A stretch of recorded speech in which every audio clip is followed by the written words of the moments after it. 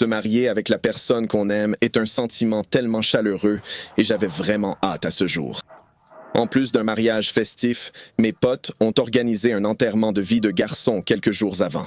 C'était censé être un week-end entre mecs. Daniel, mon témoin et le frère aîné de ma fiancée, était celui qui a tout organisé. Il a loué cette cabane dans les montagnes. La fête était très conviviale.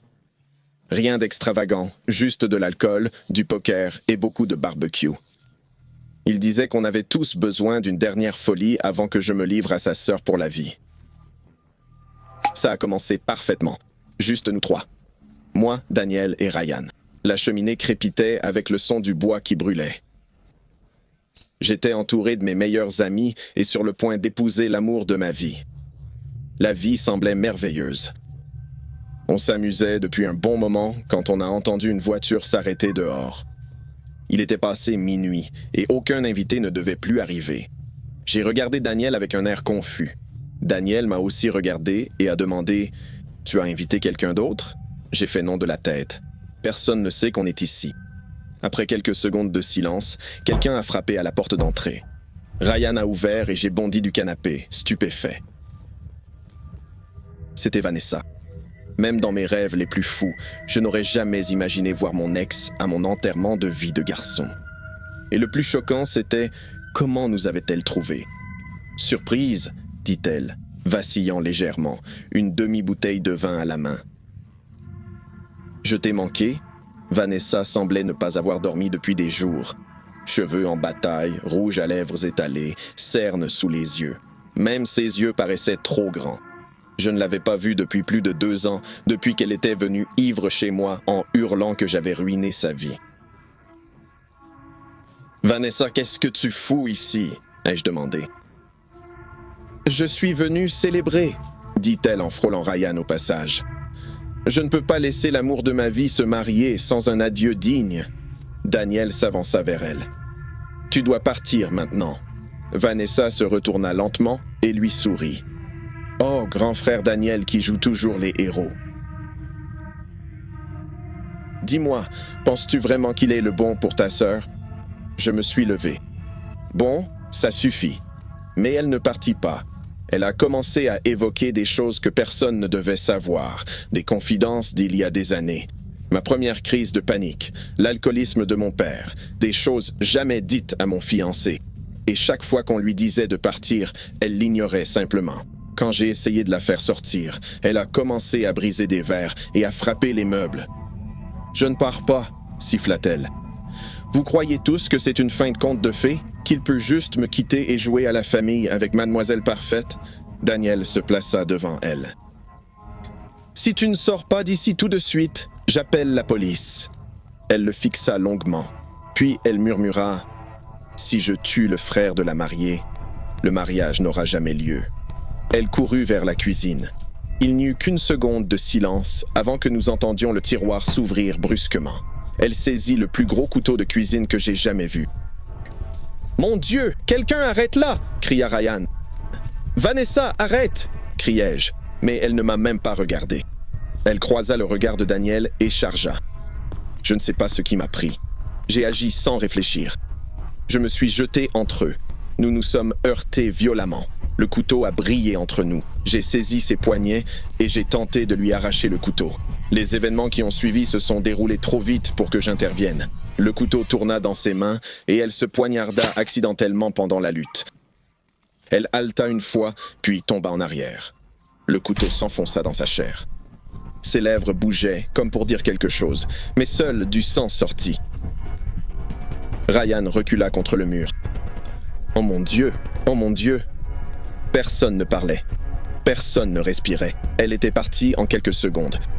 Nous sommes tous restés figés jusqu'à ce que Daniel dise « Tu ne l'avais pas voulu, tu me protégeais. On ne peut pas laisser cette situation ruiner ta vie. » Je l'ai fixé du regard. « Quoi? Qu'est-ce que tu racontes? Dois-je vraiment tout expliquer? Personne ne sait qu'on est là. Il y a des bois tout autour. Enterrons-la. » Ryan et moi avons échangé des regards terrifiés, puis nous avons accepté. Nous avons enveloppé Vanessa dans un drap et l'avons emmenée derrière la cabane dans les bois. Il nous a fallu 1 heure pour creuser un trou assez profond. Puis, il fallait nettoyer le sang. Personne ne parlait. On travaillait comme des machines. Au matin, c'était comme si elle n'avait jamais existé. Nous sommes rentrés en silence. C'était il y a 5 jours. Demain, je suis censé épouser Emily. Je me suis réveillé dans une chambre d'hôtel baignée de soleil, nerveux et entouré d'un parfum coûteux. Mon smoking est accroché près du placard. Les invités sont en bas. Tout le monde sourit. Personne ne sait ce qu'on a fait. Jusqu'à ce que je trouve l'enveloppe. Elle avait été glissée sous la porte. Sans nom ni adresse. Je l'ai ouverte. À l'intérieur, il y avait un bout de papier froissé et déchiré. Une seule phrase écrite en taches rouges tremblantes. « Ne l'épouse pas. » J'ai vérifié le couloir, le salon, mais Vanessa est introuvable. J'ai appelé Daniel. Il dit que c'est une blague et que je devrais dormir dessus. Mais je ne peux pas. Ce ne sont pas les mots qui m'empêchent de dormir. Ce n'est même pas l'écriture.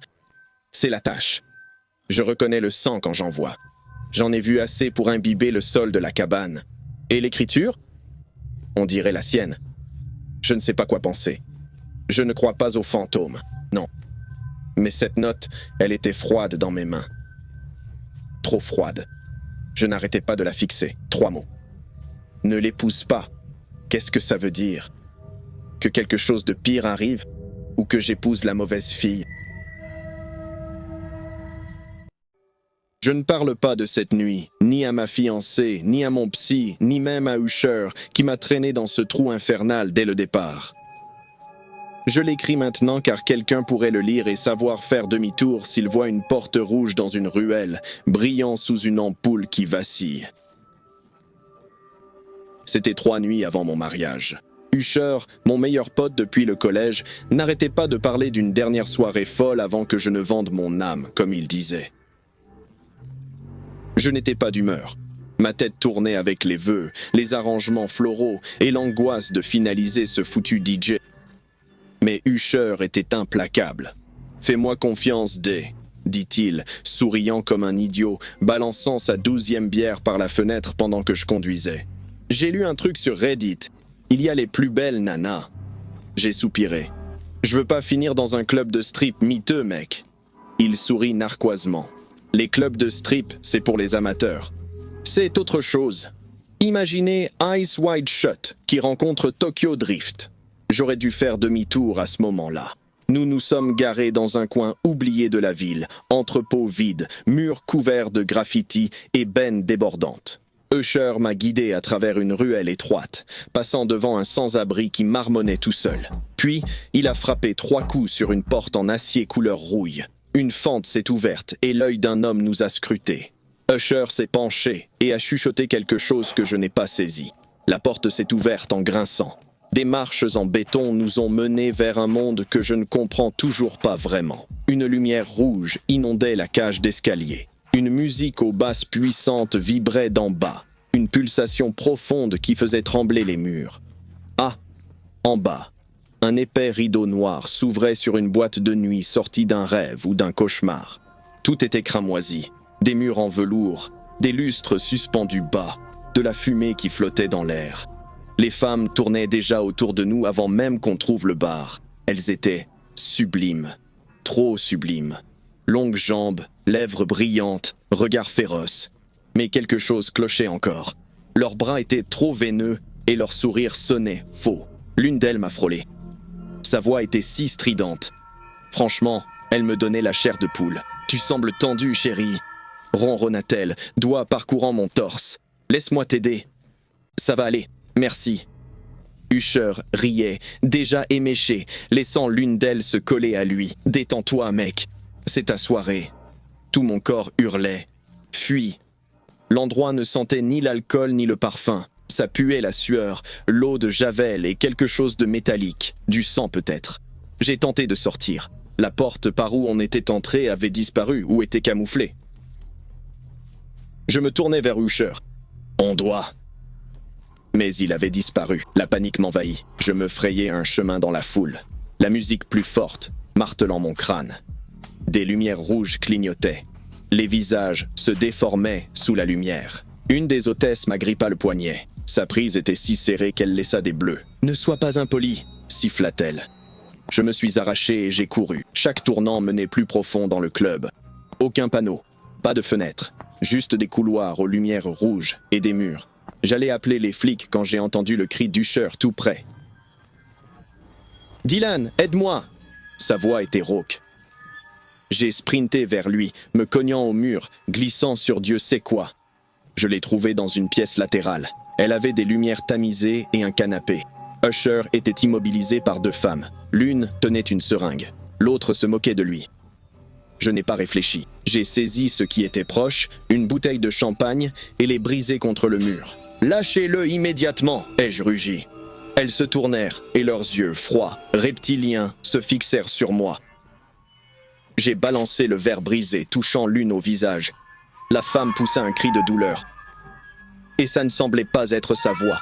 Elle sonnait comme un homme. Les autres m'ont sauté dessus. Nous avons heurté le sol violemment, luttant. J'ai poignardé à l'aveugle, le verre déchirant la chair.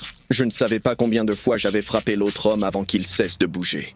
Usher était sonné, bavant, les pupilles dilatées. « Allez, mec !» l'ai-je supplié en le remettant sur pied. « On a couru sans plan, juste couru. Je crois avoir défoncé un panneau mural ou une porte que quelqu'un avait oublié de verrouiller. On a déboulé dans une chaufferie, puis dans une autre cage d'escalier. La musique s'estompait derrière nous. Mes poumons brûlaient, ma chemise était déchirée et imbibée de sang. Enfin, on a vu une porte métallique et l'avons poussée. On s'est retrouvés dans la ruelle, haletant. L'air froid n'a jamais été aussi bon. Usher s'est effondré, toussant. Je me suis écroulé près de lui, les mains tremblantes. Aucun de nous n'a parlé pendant longtemps. Finalement, il m'a regardé, les yeux écarquillés et terrifiés.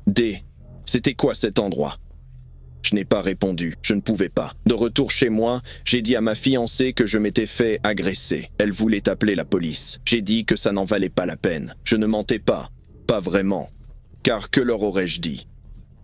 Officier, je me suis fait attirer dans un club souterrain géré par des hommes déguisés en femmes qui piègent des mecs ivres et leur font des choses horribles. Et j'en ai poignardé un avec une bouteille de champagne. Non, je n'ai pas d'adresse. Qui me croirait ? Le lendemain, Usher est arrivé avec des bleus au cou et la culpabilité sur tout le visage. « Je suis désolé, mec », a-t-il murmuré. Je ne savais pas, je te jure, je ne savais pas. J'ai hoché la tête. On n'en parle plus jamais. Et on ne l'a pas fait. Je me suis marié 3 jours après. J'ai souri sur les photos, embrassé ma femme, dansé sur Can't Help Falling in Love. Mais parfois, quand j'entends des basses au loin, sens une lumière rouge derrière mes paupières ou passe devant une ruelle sombre avec une porte en acier, je me demande si quelqu'un d'autre est entraîné dans ces escaliers et s'il s'en sortira. C'était l'idée de Kara de louer l'Airbnb pour mon enterrement de vie de jeune fille. Rustique, isolé, flippant, mais d'une façon sympa, dit-elle en retournant son téléphone pour me montrer le cottage. Elle n'avait pas tort. Mur blanchi à la chaux, plancher qui craque, entouré de montagnes. Silence total. Pas de réseau mobile. Une cheminée et une baignoire sur pied. L'endroit parfait pour déboucher du champagne et porter des toasts idiots. Jess a ramené l'alcool. Lila a apporté les peignoirs assortis.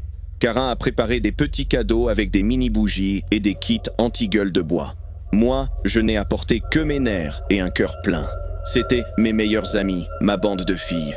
Je connaissais Lila depuis la fac, Jess depuis le lycée, et Kara était ma témoin, ma future belle-sœur. Elle et Nate, mon fiancé, avaient grandi comme des jumeaux. Si je pouvais revenir en arrière et nous empêcher d'allumer ces bougies, je le ferais. Mais la curiosité mêlée à l'alcool rend stupide, et on était complètement idiotes. On a trouvé la photo dans le couloir à l'étage, cachée derrière un vase poussiéreux sur une étagère. Noir et blanc, décoloré. Une fille, peut-être 16 ou 17 ans, fixant la caméra droit dans les yeux.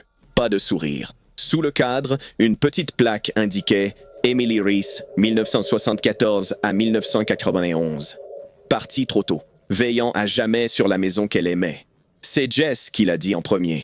« On devrait l'inviter à la fête », j'ai ri. « Inviter un fantôme ? Allez, Mia. C'est ta dernière nuit de liberté. Soyons bizarres. » Nous avons éteint les lumières. Seule la cheminée et les bougies éclairaient la pièce.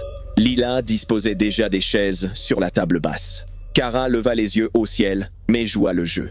Jess prit un verre de vin vide et le retourna au milieu. Style planche d'esprit. Tout le monde, un doigt sur le verre, dit-elle. On a gloussé comme des idiotes. Le vin émoussait tout. Peur, jugement et raison. Emily, commença Jess, d'une voix lente et théâtrale. Si tu es là, viens faire la fête avec nous. Rien ne s'est passé d'abord. J'ai ri, disant qu'on était bêtes, mais Jess m'a fait taire et a dit de se concentrer. Nous sommes restés comme ça pendant peut-être 10 minutes, fixant la lueur vacillante des bougies dans notre respiration lourde. Jess continua en disant « Emily, nous t'invitons à nous rejoindre. » « Viens, Emily. » Puis soudain, le verre bougea.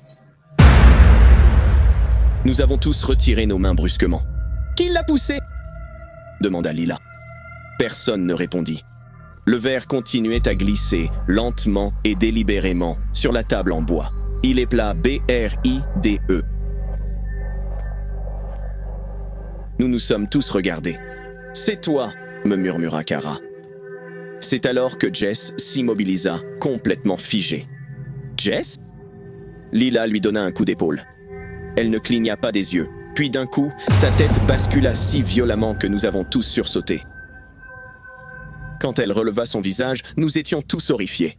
Un autre visage semblait se superposer au sien. On aurait dit une scène tout droit sortie d'un film d'horreur.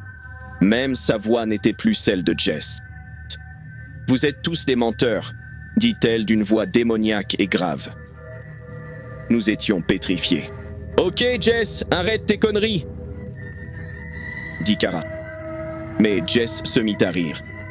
Ses yeux se révulsèrent. Sa tête était penchée dans un angle impossible.